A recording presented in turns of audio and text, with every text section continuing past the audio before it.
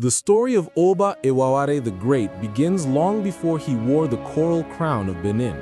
He was born as Prince Ogun, the son of Oba Ewuare, during a turbulent period in the 15th century. The throne of Benin, though ancient and revered, was not secure. Oba Ewuare's later years were marred by paralysis, which in Edo belief meant that the divine mandate had left him. His immobility became a symbol of weakness, and the chiefs and people grew restless. In a society where the king embodied both political and spiritual vigor, a paralyzed monarch could no longer command obedience. Ewuare's reign collapsed under suspicion and scorn, and his death ushered in an era of struggle among his sons. Prince Ogun, though of royal blood, was forced into exile. His brothers Orobiru and Uwaifioku ruled in turn, while Ogun wandered the forests and distant lands, far from the palace's rituals and intrigues.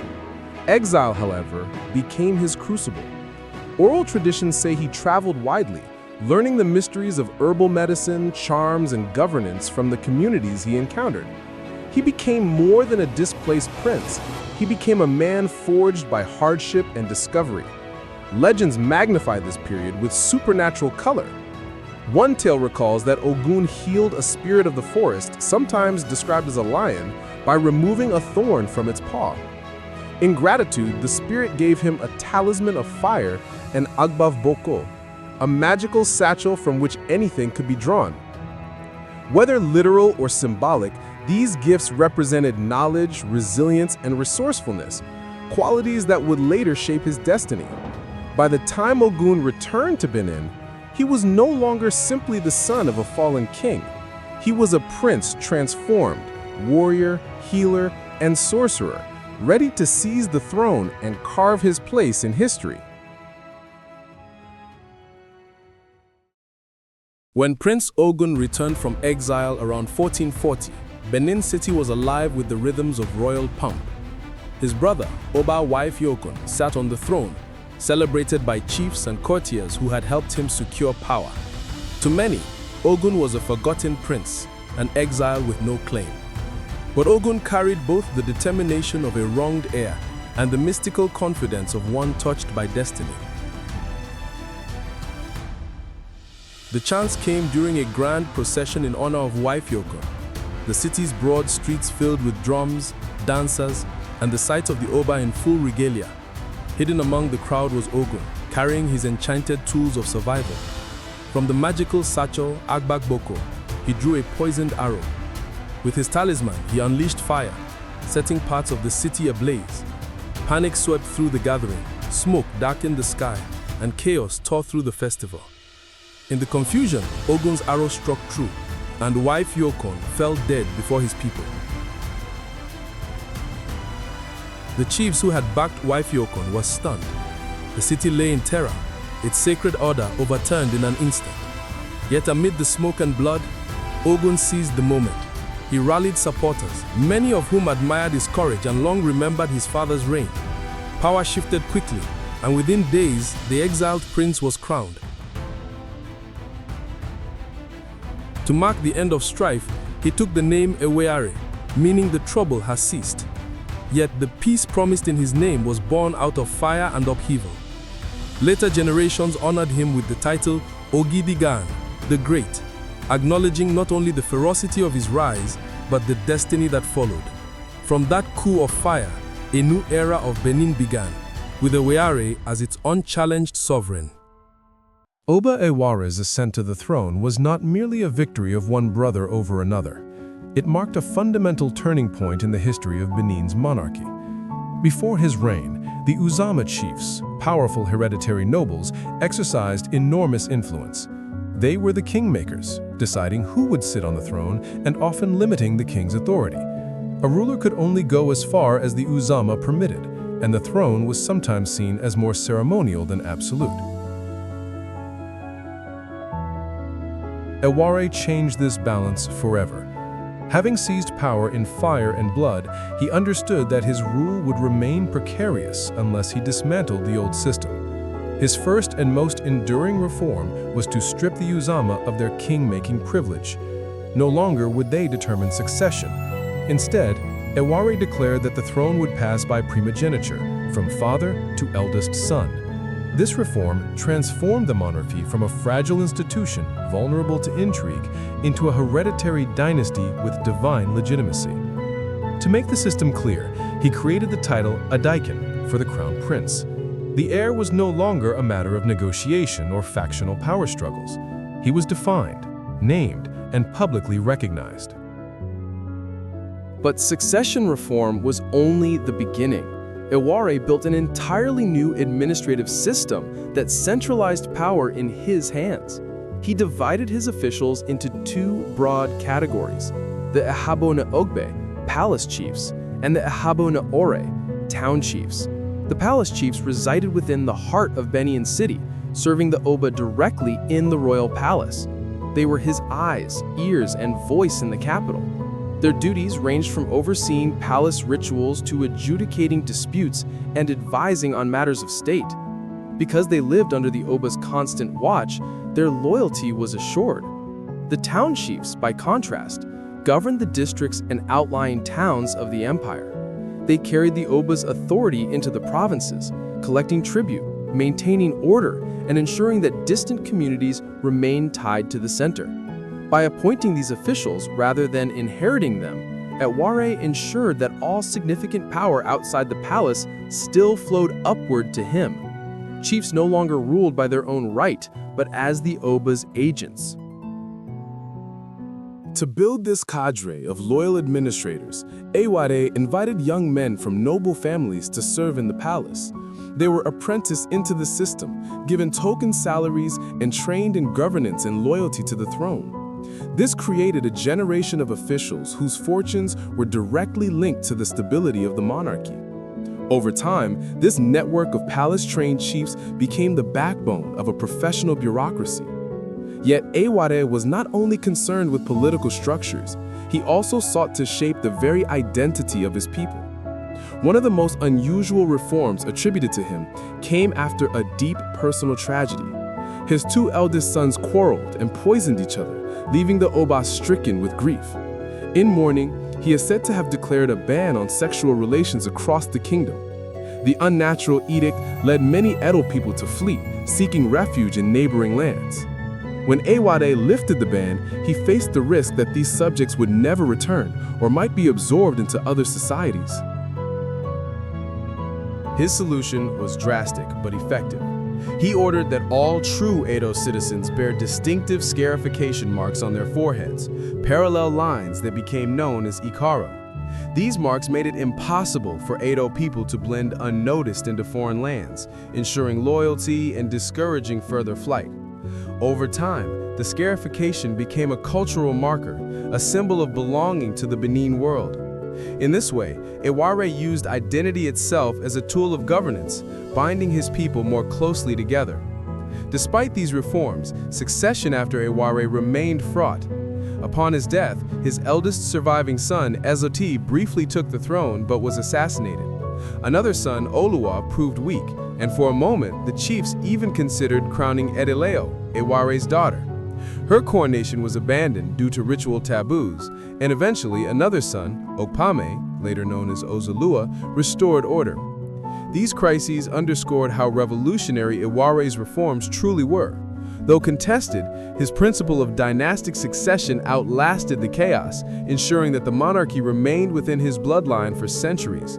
By dismantling the old aristocratic order, centralizing authority in palace and town chiefs, and even reshaping identity through scarification, Ewuare redefined kingship in Benin.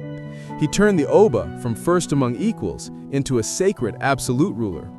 His reforms gave the monarchy a stability it had never known before, enabling Benin to expand, endure, and flourish long after his reign ended.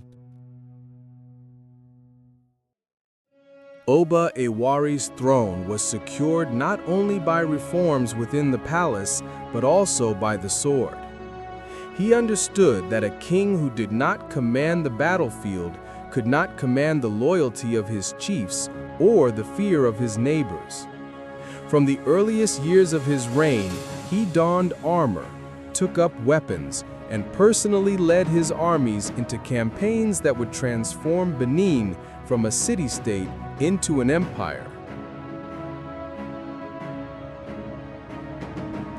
Benin oral traditions remember him as a conqueror of legendary proportions. They speak of 201 victories, a poetic way of saying his campaigns were relentless and many. Whether or not the number is literal, the truth is clear. Under Ewuare, the borders of Benin pushed outward in every direction, engulfing towns, villages, and even established kingdoms. To the west lay the Yoruba lands of Akure and Owo. These were not mere villages, but thriving towns with their own kings, warriors, and traditions. Ewuare's forces marched against them with determination, subduing their armies and imposing Benin's authority. In Akure, resistance was fierce, but the weight of Benin's military machine, spears, bows, discipline, and the spiritual aura of the Oba overwhelmed them. Tribute was imposed, and Akure became a tributary ally. Owo, too, was brought into Benin's orbit, its rulers forced to acknowledge Ewuare's supremacy. These victories carried symbolic power. By conquering respected Yoruba polities, Ewuare announced to the region that Benin was no longer a provincial kingdom, but a dominant force. To the east and across the Niger River, Ewuare's warriors clashed with Igbo groups. Many communities west of the Niger resisted incorporation, but one by one, they fell to Benin's campaigns. Some were compelled through direct battle, others through diplomacy backed by the threat of war. Tribute systems were established. Ivory, slaves, and agricultural produce flowed into Benin, enriching its markets and fueling further expansion. For the Igbo, these encounters were double-edged. On one hand, they suffered conquest and tribute. On the other, integration into Benin's sphere opened channels of trade and cultural exchange. The most formidable challenge lay to the north, with the Igala kingdom at Ida. The Igalas were powerful, skilled in warfare, and strategic in their location along the Benue River, a gateway to northern trade. Ewuare recognized that if Benin were to expand its influence securely, it could not allow the Igala threat to linger. He launched a campaign into Igala territory, a bold move that tested his leadership. Battles raged, with both sides claiming victories in oral accounts. Though details are scarce, traditions hold that Benin forces pushed back Igala incursions and secured the northern frontier. The psychological victory was immense. It showed that even powerful kingdoms could not intimidate Benin.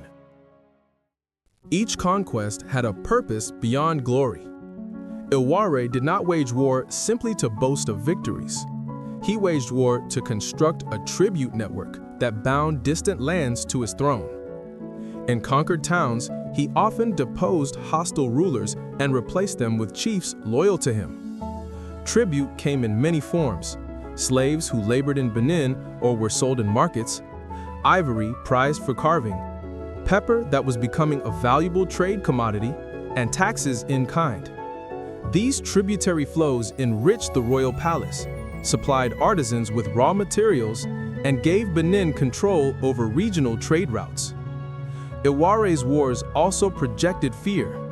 Neighboring communities, witnessing his success, often chose to submit rather than resist. By cultivating a reputation as an invincible warrior king, Ewuare reduced the need for constant fighting. In some regions, the mere arrival of Benin's envoys was enough to secure tribute without bloodshed. By the end of his reign, Benin's domain stretched across vast swaths of present-day southern Nigeria. Oral sources speak of a population of 100,000 in the capital, supported by up to 20,000 warriors ready to march. The Oba stood at the head of not just a kingdom, but an empire, its power secured by fire and steel. These campaigns were remembered not only for their scale, but also for their permanence. The frontiers Ewuare established remained the rough boundaries of the Benin Empire for generations. His victories over Yoruba, Igbo, and Igala communities cemented Benin's reputation as one of the great military powers of West Africa, ensuring that future Obas inherited an empire rather than a fragile city-state. If Ewuare the Great was remembered for his wars, he was equally remembered for the city he built. In many ways, his most enduring victories were not on battlefields, but in the red earth of Benin City, where he reshaped a capital into one of the most remarkable urban centers of pre-colonial Africa. When he seized power in 1440, much of the city had been scarred by fire during the coup against his brother. Streets lay in ashes, quarters stood ruined, and the royal palace was damaged. Ewuare immediately turned his energy to rebuilding, not just restoring what was lost, but reimagining the capital as a symbol of order, wealth, and divine kingship. He laid out broad avenues that cut clean lines through the city, making movement easier and creating a sense of grandeur. Each avenue led toward the palace, emphasizing the Oba's centrality in both geography and governance. Travelers later marveled at the straight, wide roads, describing them as unlike anything else they had seen in the region. Ewuare also introduced a system of zoning. Districts were assigned to different artisan guilds, ensuring that bronzesmiths, ivory carvers, woodworkers, leather workers, and other craftspeople each had dedicated quarters. This not only increased efficiency in production, but also created a city buzzing with the sounds of industry. Walking through Benin, one might hear the rhythmic hammering of bronze casters shaping ritual heads, the scraping of ivory carvers etching gods and ancestors into tusks, or the clatter of woodworkers chiseling door panels for noble houses. The city became an immense workshop, with each guild producing for the court, the market, and the rituals that sustained the kingdom's spiritual life. At the center of this urban order stood the royal palace, which Ewuare rebuilt and expanded. It was not a single building, but a sprawling complex of courtyards, halls, shrines, and residences, enclosed within its own fortified walls. Here, the Oba presided as both king and high priest, surrounded by his chiefs, priests, and retainers. The palace walls were adorned with brass plaques, later admired by Europeans, which depicted warriors, ceremonies, and leopards, the royal totem. For those who entered, the palace was overwhelming, a fusion of political authority and spiritual majesty. But Ewuare's most extraordinary achievement was the construction of the city walls and moats. Earlier Obas had begun fortifying Benin, but it was under Ewuare that these defenses reached monumental proportions. Around the capital, he ordered the digging of a deep moat and the piling of an earthen wall, enclosing nearly 15 kilometers of city space.